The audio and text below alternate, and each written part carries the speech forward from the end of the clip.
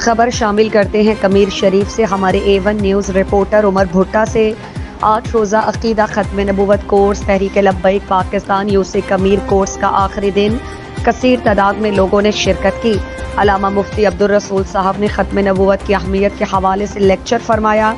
علامہ سورج شہزاد عقیدہ ختم نبوت کورس کے آخری لیکچر میں کہا، ختم نبوت کی اساسیت اور اس کی اہمیت کو اجاگر کرنے، قادیانی اور منکرین حدیث کے فتنوں سے بچنے کے لیے کورس شروع کیا گیا اور اس کا مقصد عاشقان رسول صلی اللہ علیہ وآلہ وسلم کے دلوں میں عقیدہ ختم نبوت کا علم دینا اور اس پر عمل کرنا، ایمان کی بنیاد کو مضبوط بنیادوں پر استوار کرنا ہے۔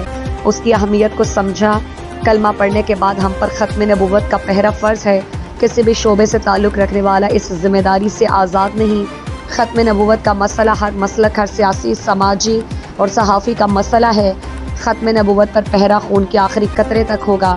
علامہ سورج شہزاد رضوی نے کہا کہ ہم کوئی لاوارث نہیں، محافظین ختم نبوت کے پشت پر جنگ یمامہ کے صحابہ کی مدد ہے اور اہلیان کمیر نے تحریک لبیک یا رسول اللہ صلی اللہ علیہ وآلہ وسلم UC کمیر کے اس کورس کو منعقد کروانے اور عقیدہ ختم نبوت کے اس تدریسی عمل کو خوب سراہا۔ آخر پر تمام اہلیان اسلام اور ملک کی سلامتی کے لیے دعا بھی کی گئی۔